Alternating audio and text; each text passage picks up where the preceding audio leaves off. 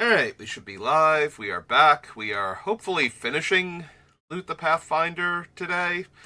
I only need 8 more cuts. Like, he's almost done. It shouldn't be possible for me to not finish him today. The only question is, will I be satisfied, or will I feel terrible about the last 8 cards that don't make the final cut? And is one of them going to be Mystic Remora? I have a lot of card draw from Loot himself. I don't know that I need Mystic Remora. The problem is that when you can't get Loot down and activate him immediately because you need to find a few more lands or something, I'm gonna wish I had some other cheap card draw to help set up. So Mystic Remora's potential.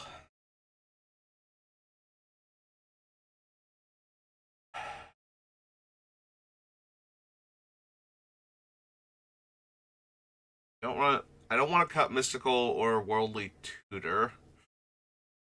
Skull Rack definitely not. Burgeoning probably not. Wood Elves. Exploration should probably stay. Mystic Snake.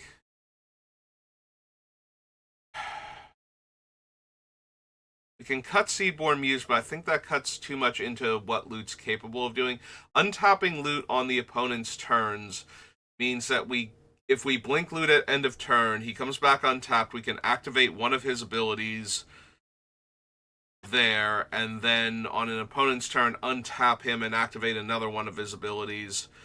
And then by the time we get back around to our turn, we can still use the mana ability or something else with Loot before he gets blinked again.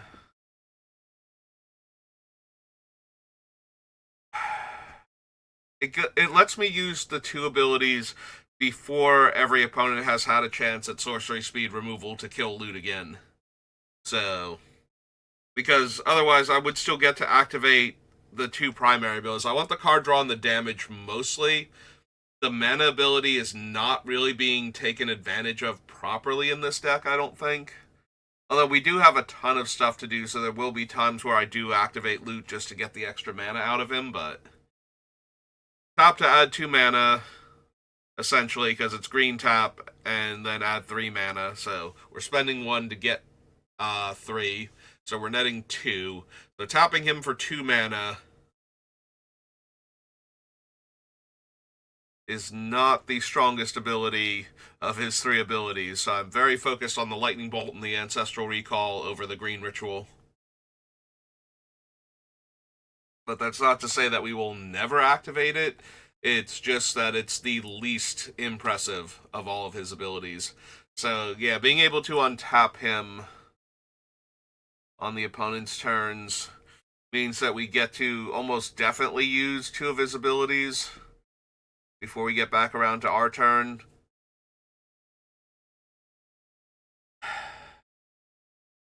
I don't know that she's necessary, though, is the thing. It also helps that we're untapping the lands. Did I cut Leyline already? I think I did cut the Leyline.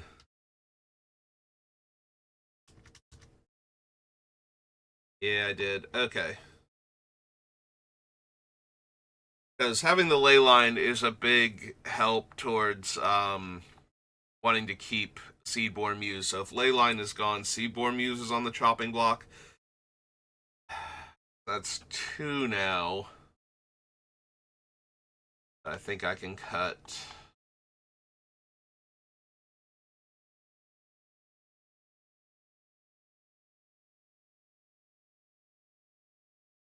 Still okay with Fabricate. Now we cut Solve the Equation, but that's because we have Mystical Tutor plus all of our card draw. Don't want to lose our only artifact tutor. If there was a 1 mana tutor for the artifact and put it on top, I think I would run that over it just because it's more mana efficient and we're drawing so many cards anyway.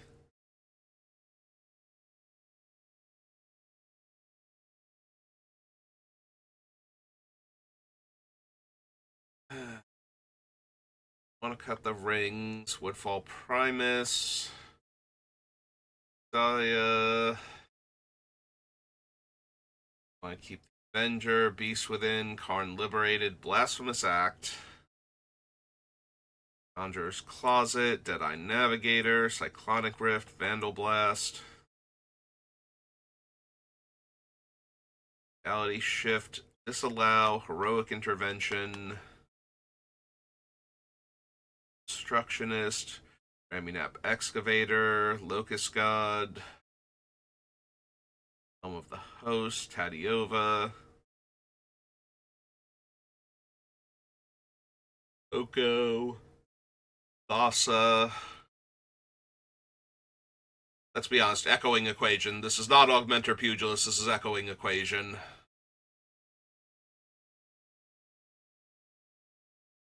Grazlix.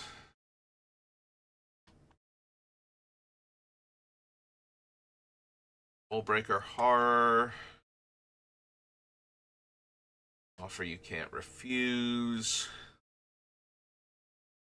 Industry. Tali. It's so rare that I have a deck that can actually run a Tali. Just so powerful. I could cut a Tali, though, only because Loot's already doing his cool thing, stealing all the opponent's spells. Like, am I going to blink a Tali or am I going to blink Loot when I can only blink one of them? The answer is technically I want to be blinking Loot, but there will be times when I'm okay blinking a Tali, but maybe. The upside to a Tali is that if I blink a Tali while I have Hullbreaker Horror or Tidespout Tyrant out, that is a whole lot of free spells that I just cast. So there's a lot of potential there.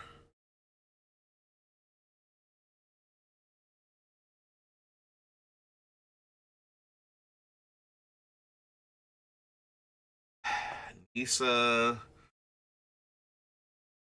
Maybe I still cut the Storm of Saruman. There are going to be enough times, I feel like, where once Storm of Saruman is in play, I almost said Storm of Solomon, Storm of Saruman is in play, I can cast a cheap spell and then follow it up with Loot to get a second Loot. But that also means that the spell has to be cheap enough that I can activate the Loots. Otherwise, I'm running the risk of I spent all this extra mana on my turn and didn't get to activate either Loot, and then they both died, and so I didn't get anything out of that particular instance of recurring Loot. Because Loot's a 5. The spell I cast before him is probably going to be like 2 to 3 mana. I don't have a ton of ones in the deck. So even a land ramping spell is going to be like 2 mana. And then I also have to have at least 1 mana left over to get the normal activation out of Loot. And we're assuming that Loot has entered and died at this point, I'm pretty sure, because I'm almost positive on 6 mana I'm casting Loot and activating him, not casting Storm of Saruman first most of the time. Maybe I am in that situation, but that's still, I played that on 6, so I need a 1-drop spell the next turn in order to play Loot, get a second Loot, and activate Loot all at once.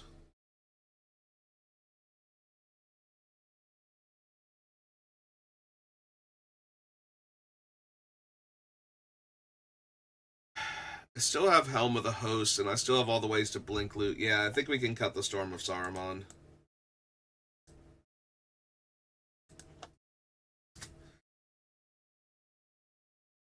Okay, let's take that one off the list.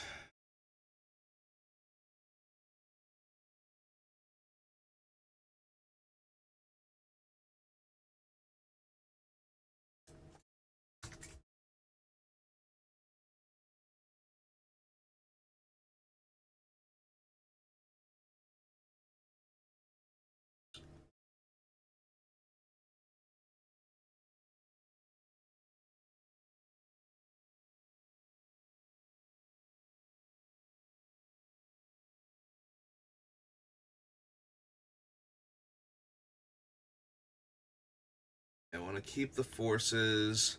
Tireless Provisioner is fine, but maybe not. It does help me get a lot of extra mana, though, with all the lands that I'm playing, even if it's temporary. Well, one-shot mana. Not temporary, because the treasures stick around, but one-shot in that I can't get anything else out of them. I don't want to, like, throw Urza in here or something, just so that way my treasures are making mana every turn, instead of just the one time. Springheart Nantuko.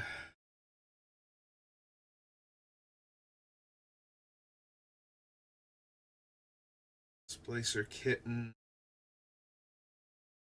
Scavenging Ooze. Song of the Dryads. Guardianship. Deflecting Swat. AC. Nanogenes. Sean.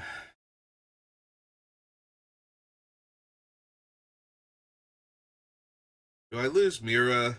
She's so inconsistent compared to like Nanogene and the other side of Augmenter Pugilist just automatically turn everything into loot, but they cost a bunch of mana that turn, so I need to use some of the loots for mana most likely at that point in order to power all of the other loots. But with Mira, I can just roll really well, and all of a sudden, everything in play is loot. And it's repeatable, is the thing. Like, every time I visit the Hall of Mirrors, it happens. It is an artifact, though, so it's just sitting in play, waiting to die.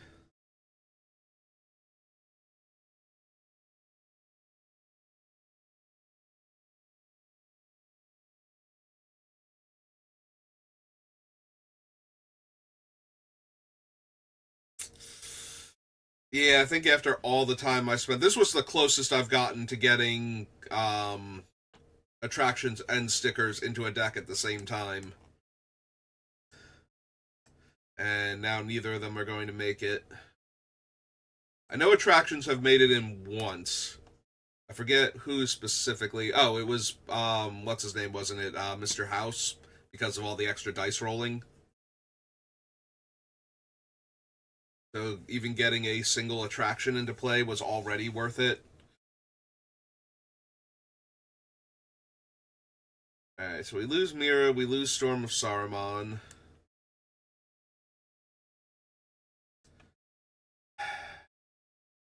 Alright, I think we do lose the Mystic Remora. Sorry, Fishy. Because I have not come up with anything else that I'm willing to cut right now. So...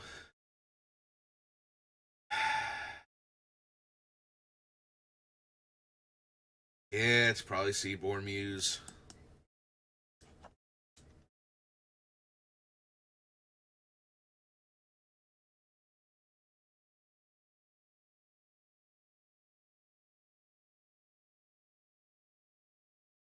That's it, right? These are the four that were the easiest ones to cut out of the remaining cards, and I'm still not thrilled with it, so the last four cuts are just going to kill me inside.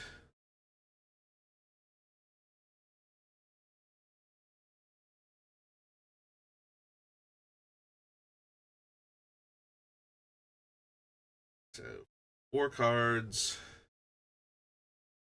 It's down to 64. Do not want to go light on lands with loot. I do want to get these last four cuts done. Like, I've had decks before where it's like, I can fudge a little bit on the lands and, you know, cut a spell or two less and just not out, you know, run like 62 or something and 38. Yes, I am counting loot in the card count, so that's in case you were wondering, it's like, shouldn't it equal 99? It's like, no, I'm actually counting loot. We're going to 100. So.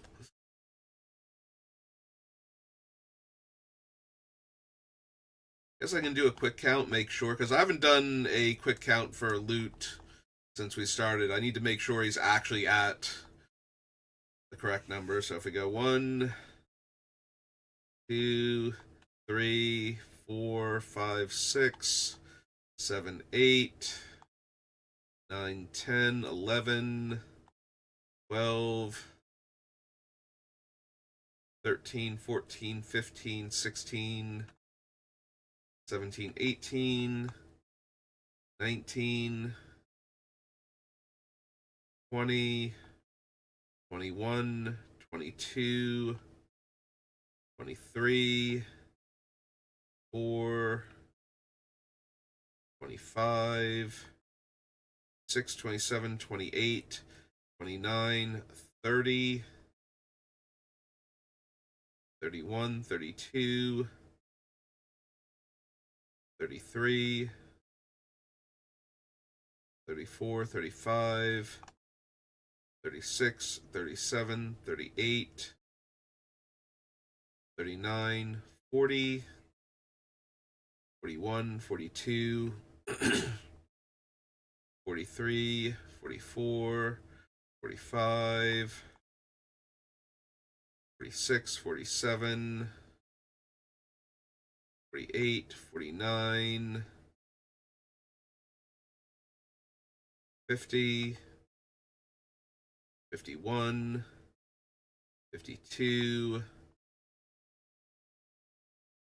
53, 54, 55, 6, 7, 58, 59, 60, 61, 62, 63, 64. Alright, so we are on 64. So our count is accurate. That is actually impressive. Usually I screw up somewhere and wind up cutting a card without counting it, or uh counting the same thing twice and thinking the number is lower than it actually is. So we are actually at 64. I was really hoping we were somehow at like 63 or 62, but you know. At least we're not secretly at 68 still. Alright, so 4 more cards have to go. Let's start at the bottom and work our way up again. Looking at the list from different angles definitely helps. I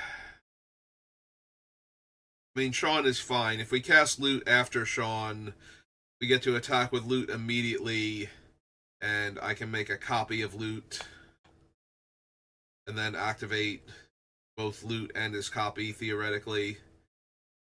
I'd be on at least 6 mana, ideally, like, assuming that I hit another land after casting Sean, so Loot's 5, he's 5, so if I cast Loot the following turn, I should have a 6 land to activate Loot on top of that.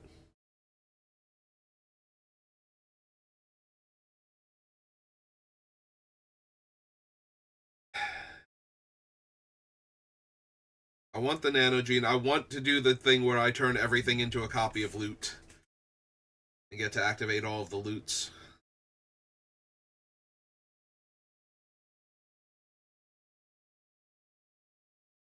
Collecting SWAT. I'm definitely keeping AC. I'm keeping the let me play extra lands cards and the landfall draw cards, especially after cutting Mystic Remora. I kind of need cards that let me draw some extra cards besides Loot. And I think landfall draw card is one of the stronger things I can be doing at that point. Keeping deflecting, SWAT, and fierce guardianship. Song of the Dryades is one of my removal spells. I don't have a ton of, like, just straight up take this thing out of the equation cards. Scavenging Ooze. Displacer Kitten. I need my Graveyard Hate.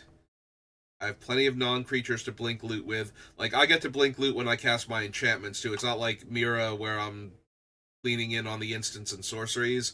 Like, any non-creature is letting me blink, so all of my artifacts and enchantments on top of my instants and sorceries, because I don't have a huge number of instants and sorceries in the deck, which is one of the main reasons why Mira finally went. Because I need to be able to follow her up with one immediately, I feel like. And if I hit one of the bad...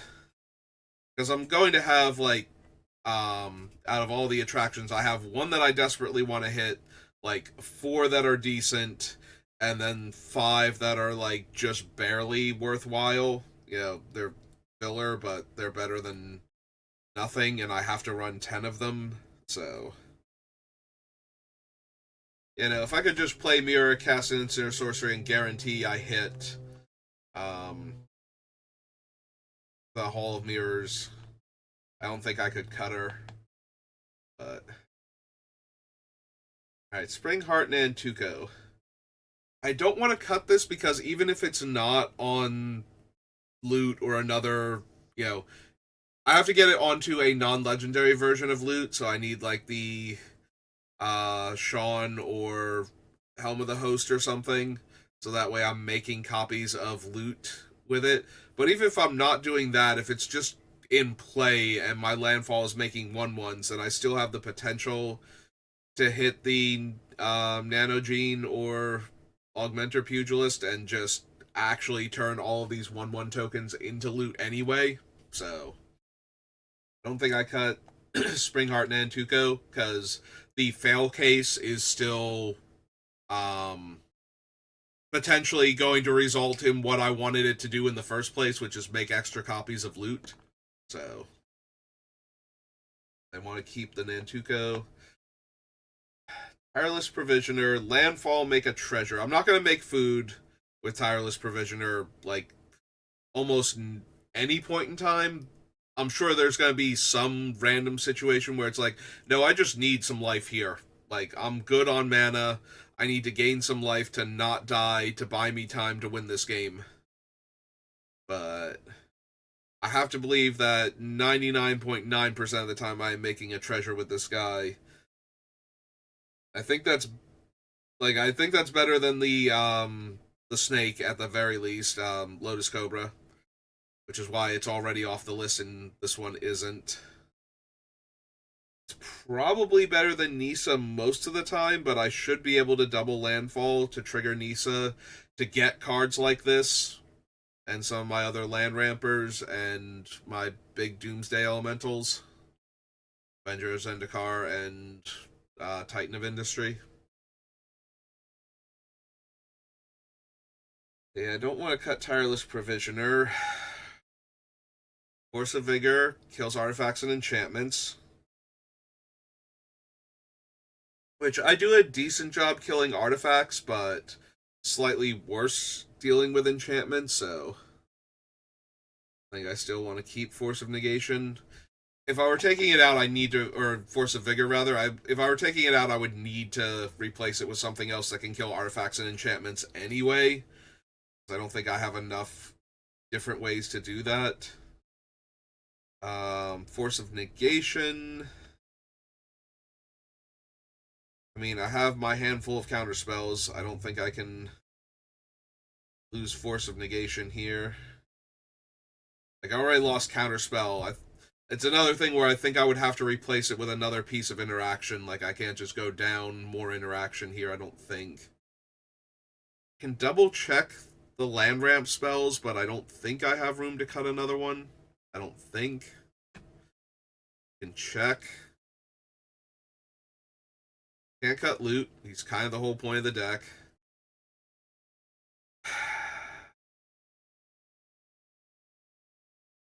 I think overall Geralf is weaker than a lot of the other make extra tokens so that I have things to turn into loot. But I still think he works really well with it, especially with some of the other things I can be doing. Like, I think about Atali and casting all of the spells off the top of each player's deck for free. And it's like, yeah, if I can pull that off with Geralf in play, then I get like 3 zombies. So I get a 4/4, a 3/3, and a 2/2. And then later on, if I turn everything into loot, um, I've got the 3 extras plus the Geralf plus the Atali at that point. Also, if I can flip Atali and Nanogene conversion Atali, I'm pretty sure that also wins. I'm pretty sure I just turned everything into Blightsteel Colossus, and it's really hard to block all of that trample damage.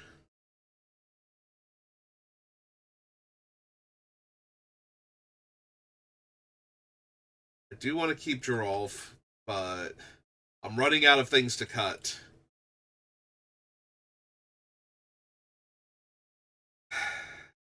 Yeah, like I said, I think Nisa is slightly worse than Tireless Provisioner in this deck, but not only is she still fine, she also finds cards like Tireless Provisioner.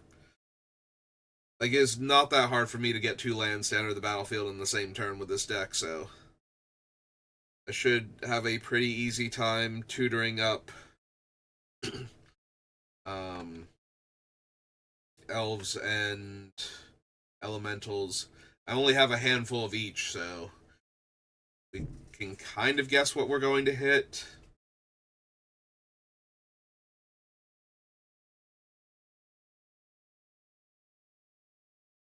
Yeah, already considered cutting a Tali. Trying not to. Titan of Industry. It's one of my disenchant effects, so. And it's a blink target that can disenchant. Like, if I was going to cut Titan of Industry, it would have to be for something like Acidic Slime or um, the Elf Reclaimer. Something that's killing artifacts and enchantments on ETB anyway, as just a cheaper card. And then if it's not Reclaimer, we're losing the ability to find it with Nisa, potentially. Offer You Can't Refuse falls in the same category as Force of Negation.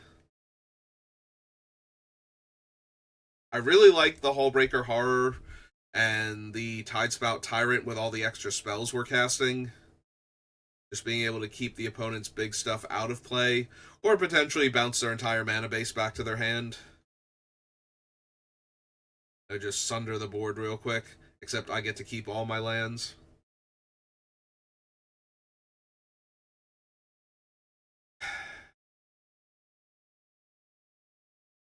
Is it Grazilix?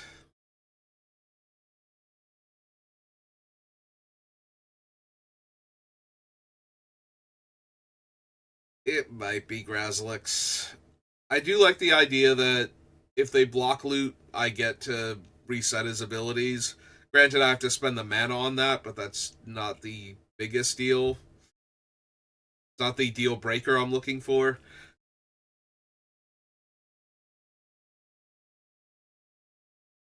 It also allows me to attack loot into bad situations for things like Sean, where I need to be able to attack with him, even though there's not like a good attack on the board. The only problem with that is then if Grazilix disappears before blockers are declared, then it's back to being a bad attack. Alright, I desperately need cuts, and Grazilix looks way more cuttable than anything else I've seen so far. Keeping the Pugilist. Keeping Thassa. Definitely keeping Oko. Padiova. Helm of the Host. I need ways to make non-legendary copies of loot for some of the other cards, even if I can still do the Augmenter Pugilist or Nanogene with loot, regardless of whether or not he's legendary. So I kind of want to keep Helm of the Host. It is a huge mana investment, though. Like, 4 mana to cast, 5 mana to equip, and then I have to have the mana available to activate loot. So that way, when I get the token copy of him, I actually get to do the thing. I think we're good enough at ramping, though. The problem is that I'm going to play the Helm and probably not equip it in the same turn. Like, 9 mana to play and equip is a lot. So there's going to be a turn where it just kind of sits there all nice and vulnerable without doing anything. And then there's going to be another turn where I equip it to loot and they can kill loot in response.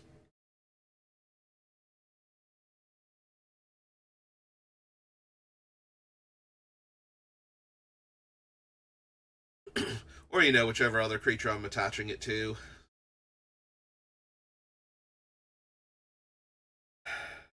Locust God just seems way too good. Every time I draw a card, I make a 1/1 that can potentially turn into loot later on. And in the meantime, I'm just getting swarms of 1/1s for no extra mana when I'm already drawing tons of cards. So, Excavator's going to be um, Crucible. So I'm not cutting him, I'm just shifting him over. I do think I want Obstructionist, given the power level of loot. I do expect to run into um, things like Thassa's Oracle a lot more often.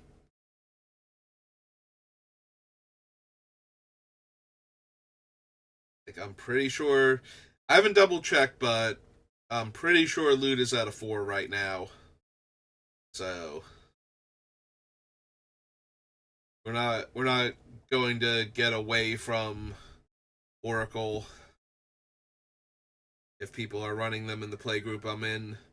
Then again, I haven't gotten to play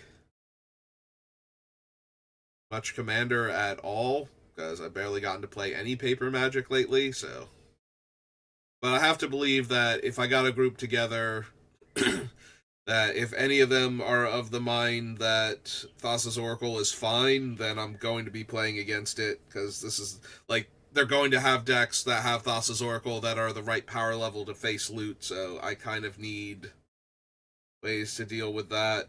Plus, it deals with other stuff of similar nature. It's just that I always go to Thassa's Oracle because you have to counter the ability.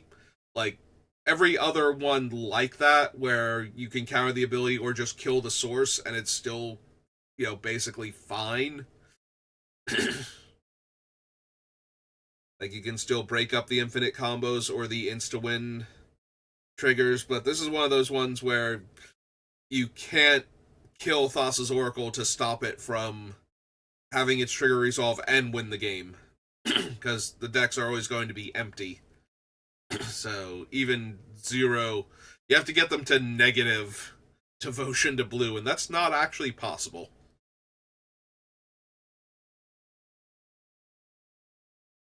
So yeah, I really want Nimble Obstructionist to back up Disallow. Just to make absolutely sure. Especially if I can't cast spells. If the opponent has like one of those decks where it's like, and you can't cast spells, and now I'm going to go for the combo. It's like, okay, but I'm still going to counter your thing, and you still have an empty deck, so,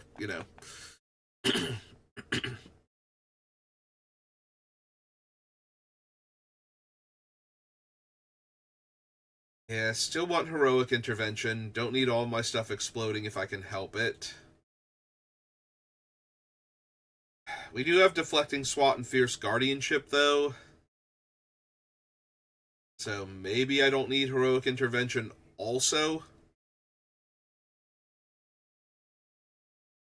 It does help with uncounterable removal spells, but it does not help against things like Farewell, so which is another one of my go-to cards of does this actually interact with one of the best mass removal spells in the format? It's like if it saves your guys from that, then it saves your guys from basically everything. But if it can't save your guys from that, then it can't be your only way to protect your guys unless that's the only option you realistically have. Your mono green deck is not going to stop Farewell, I don't think, no matter what it's doing. So you just have to take Heroic Intervention so that way it has to be Farewell.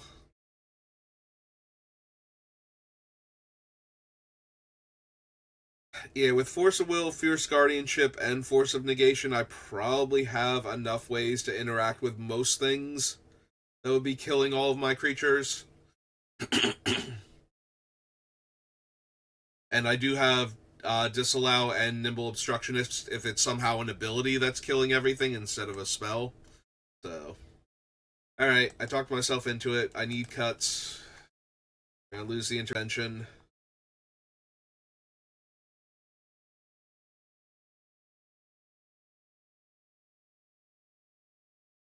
I mean, when you think about it, Heroic Intervention is essentially a counterspell for a board wipe.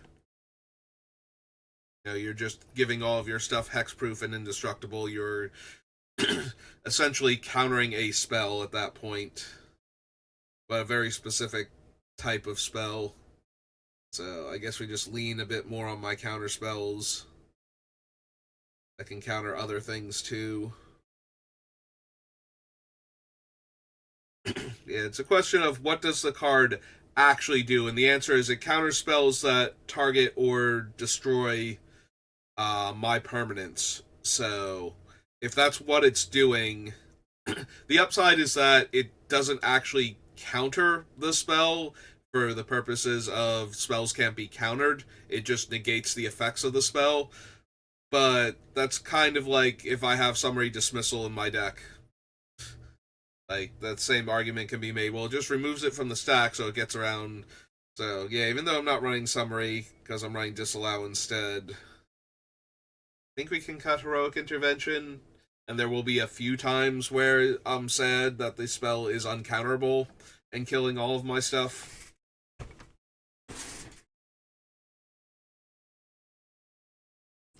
But I think I would rather have the versatility of the other counter spells than something that is essentially in here to counter a specific subgenre of spells.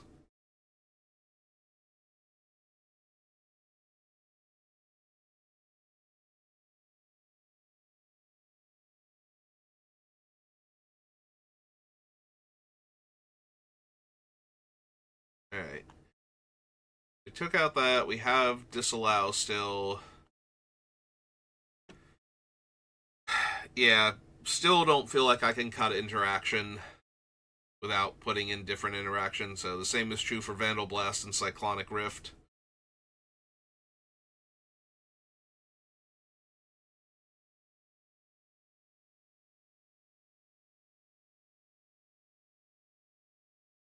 Definitely want to keep Deadeye Navigator.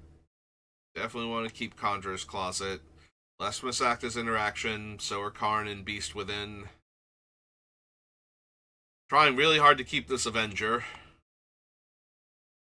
Just dozens of 01 plants that can suddenly become loot, because I'm ramping with land on top of that, so I should be able to make a lot of 01 plants and grow them, even after making a ton of them. Like, I should still have plenty of ways to get more land.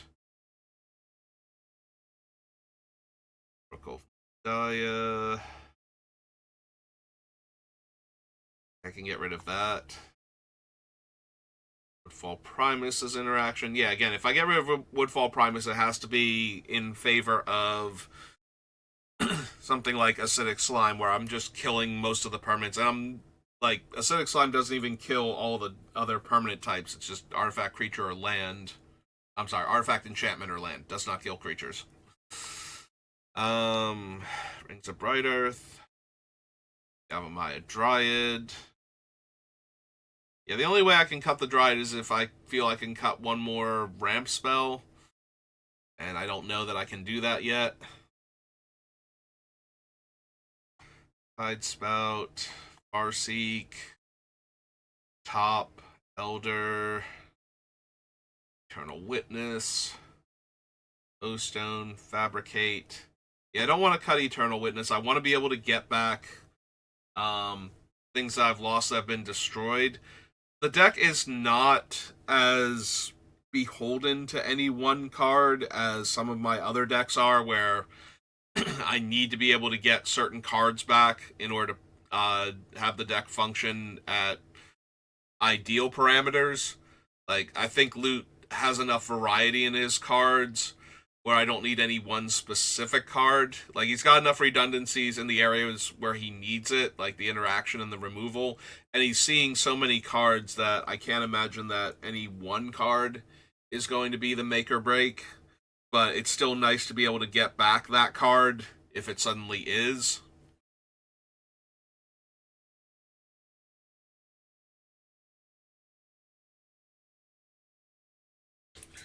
So I think I want to keep the Eternal Witness. Keep the O-Stone, because I love me an O-Stone.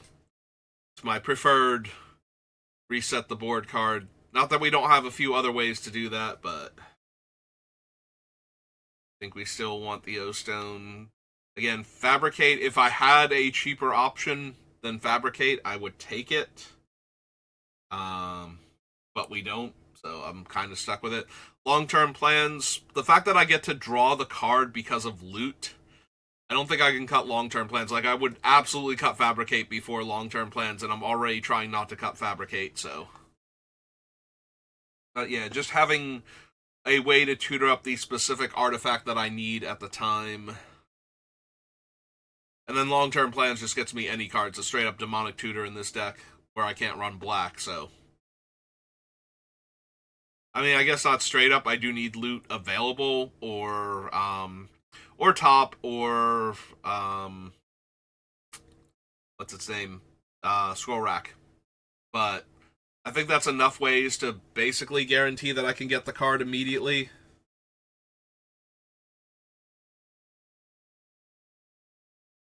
If I cut Mystic Snake, I want a different piece of interaction. Also, I have 2 cards that can, well, so the Deadeye Navigator can always blink Mystic Snake for 2 mana. So if Mystic Snake and Deadeye Navigator get bonded, I have a repeatable counterspell effect for 2 mana.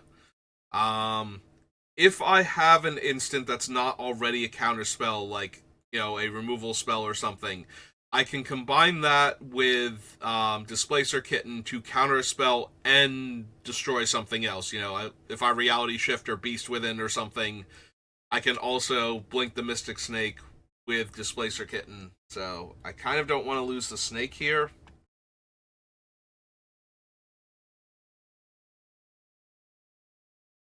I could, in theory, lose Exploration, but I'm drawing so many extra cards that I kind of don't want to lose. Like, I already lost Azusa, but she's a creature and therefore more vulnerable than a non-creature permanent.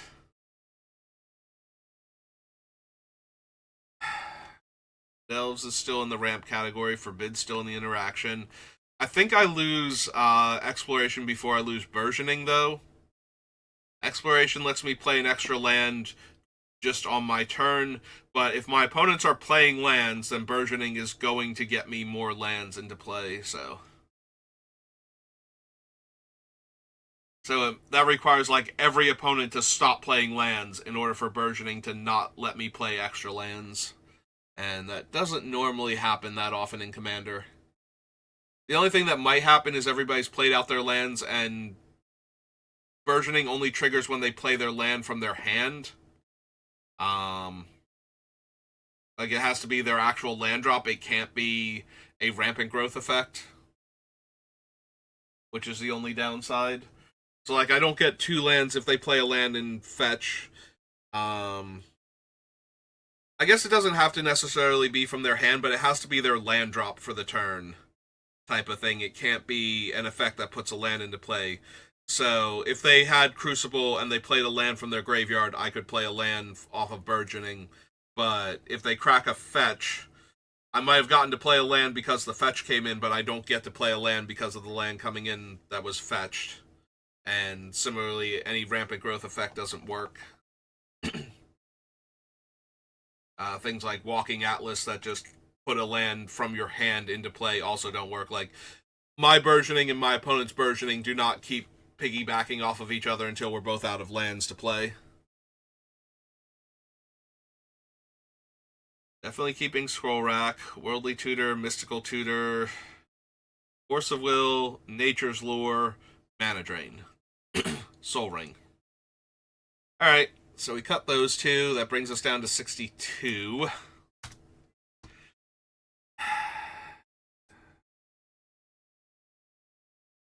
I feel bad cutting Geralf, but it's either him or something similar, like Avenger of Zendikar, and I think the Avenger is too strong in this deck. Also, the potential to blink Avenger of Zendikar and get like 50 tokens immediately versus having to cast multiple spells. Now, granted, like I said, if I blink something like a Tali with Geralf in play, that's a whole lot of spells cast past my first one. Like, that's at least, like, me and 2 opponents, that's at least casting 3 spells, so 2 triggers for Geralf.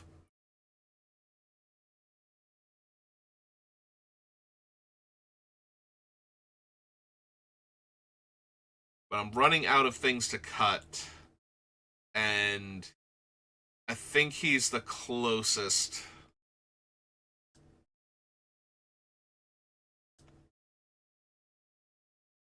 Hang on. About to backspace, but we do want to cut him, so that way got him over here. So with him gone, do I cut a Tali?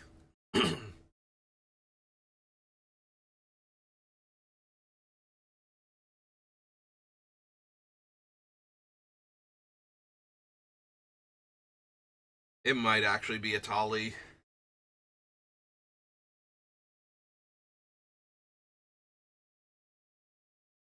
Like, it's a great blink target. It's an incredibly powerful spell, but I feel like it's detracting from our commander at that point. And now that I've cut, like, basically the last Storm type card, maybe I should cut Atali at that point also.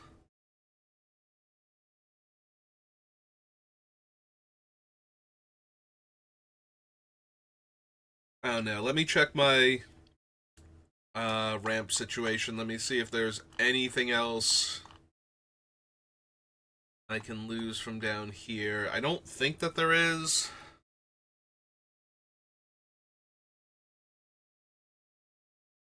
Yeah, it feels like if I cut another ramp spell, I'm not helping myself out. Real quick, Ramunap. Let's turn that into Crucible of Worlds.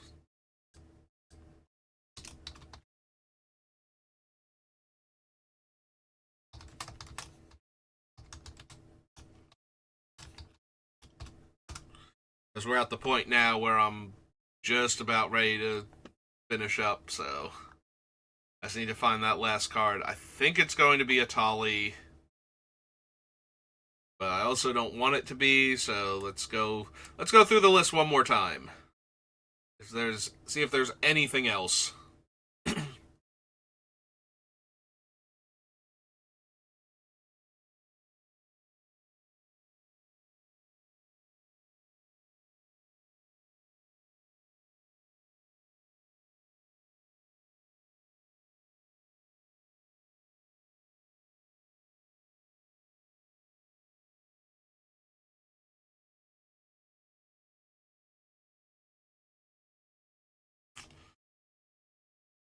Not so far.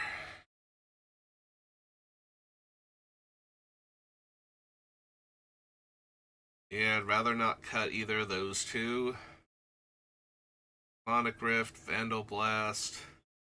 Like, I don't want to cut Atali, but I think Atali might be the last card I can afford to cut. Like, I don't think any of these other cards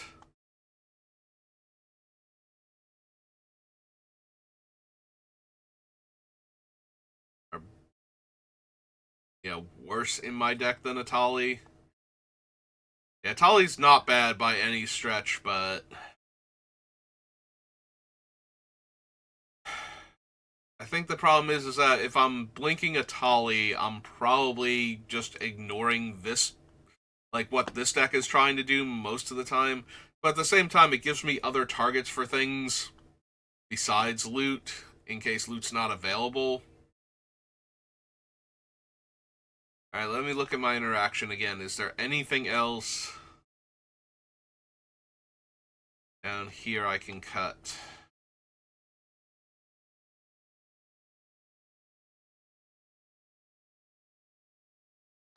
Yeah, alright. I think it's Atali. Sorry, Atali.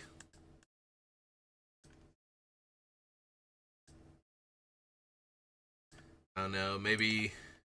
Assuming I ever get to actually sit down and play Paper Magic again, maybe I'll build this deck and realize that one of the other cards isn't as good as I had hoped it would be, and then we can make room for Atali again. But yeah, I think that's gonna be it. So let's figure out Loot's lands.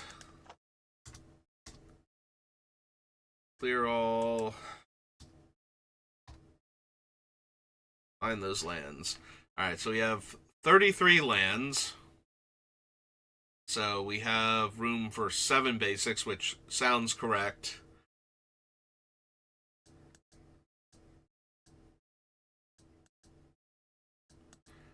Right, there's no land left on the list that desperately needs to go. Yeah, all of the Karu lands actually work better with some of the things I have, between exploration letting me replay the land I just bounced, burgeoning letting me get the land back into play, um, and all of the landfall triggers that I have in the deck.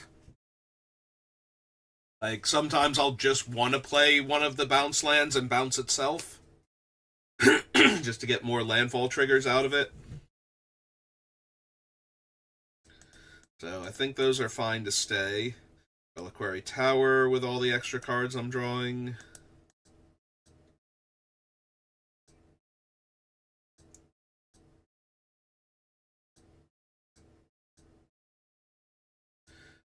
Definitely not cutting Boseiju.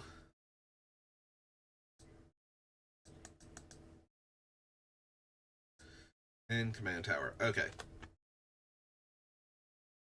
So, do we want Scavenging Grounds at all?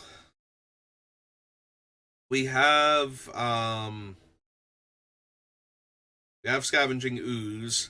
So if we put Scavenger Grounds in, that would give us a backup way to interact with the graveyard when things are going bad for us in that regard. I think that's okay. And then we have 6 lands, and we just go 2 of each.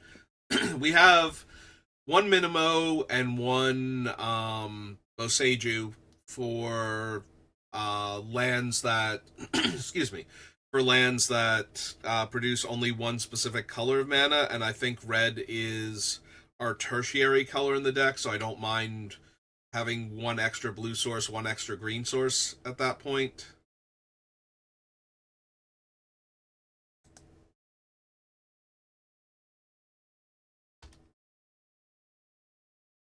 Scavenger Grounds was Hour of Devastation. Okay. Yeah, I think I'm okay doing that. Pick up a little extra graveyard hate.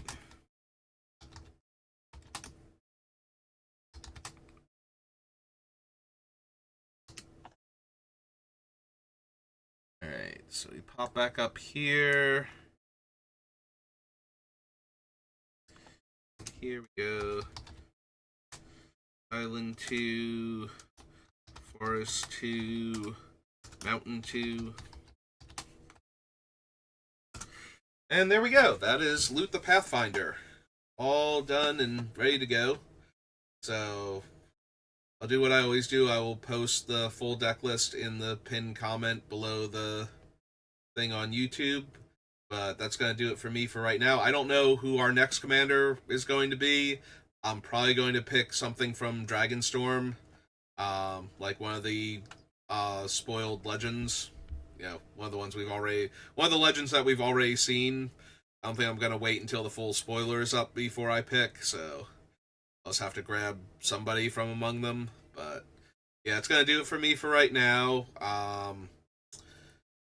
I don't know if I'm going to be back on later doing anything today. Tomorrow, I'll see if I can figure out who our new commander is going to be. So we might have a deck building thing in the morning. After that, drafts. And then, depending on how drafts go,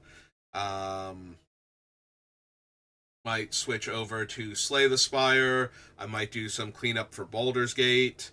And Thursday night, I'll be doing more split fiction with my brother, so if you're interested in that. And then Friday, same basic schedule, working on decks in the morning if we've picked out a new commander, drafting after that, Baldur's Gate in the evening with my brother and his friend. So if any of that interests you, feel free to follow the channel or check out my YouTube channel. Same thing, SBR_BLD.